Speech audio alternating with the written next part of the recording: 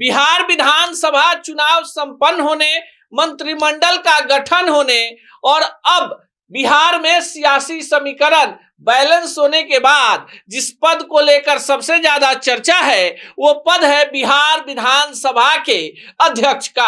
अब आपको बताएं कि बिहार में एनडीए के खाते में इस बार 202 सीटें हैं। बिहार में कुल विधानसभा की सीटें 243 है और ऐसे में 202 सीटें बीजेपी, जदयू, राष्ट्रीय लोक समता पार्टी और चिराग जीतन राम मांझी के पास हैं और ऐसे में महज 41 सीटों पर विपक्ष और अन्य पार्टियां सिमटी हुई हैं। अब आपको बताएं कि जो विधानसभा अध्यक्ष का पद है वो किनको मिल सकता है, तो आपको बताएं कि बिहार में मंत्रिमंडल का बंटवारा हुआ और सबसे ज्यादा चौंकाने वाला जो विभाग रहा वो गृह विभाग रहा। यानी गृह विभाग नहीं चाहते हुए भी जदयू को बीजेपी को वापस करना पड़ा और बीजेपी से सम्राट चौधरी डिप्टी सीएम के साथ ही साथ गृह मंत्री भी बन गए। बीजेपी में बिहार में कई सारे प्रयोग हुए।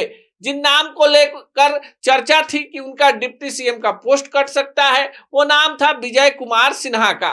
तो फिर चर्चा थी कि विजय कुमार सिन्हा भूमिहार कोटे से बिहार विधानसभा के अध्यक्ष बनाए जाएंगे।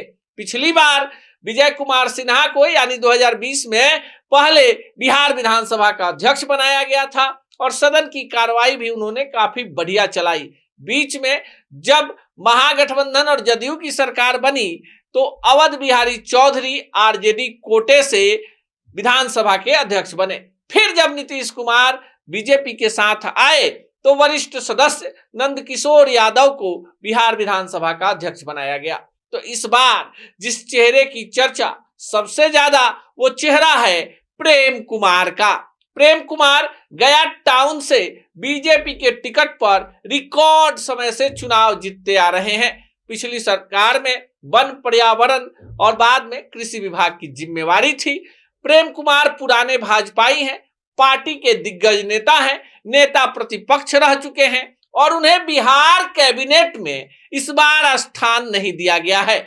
ऐसे में प्रेम कुमार के लिए बीजेपी ने पहले ही विधानसभा अध्यक्ष की कुर्सी फिक्स कर दी है। प्रेम कुमार चंद्रवंशी हैं और चंद्रवंशी बिहार में पिछड़े समाज, अति पिछड़े वर्ग में आता है। ऐसे में बीजेपी जातीय समीकरण को भी बैलेंस करने की कोशिश में लगी हुई है।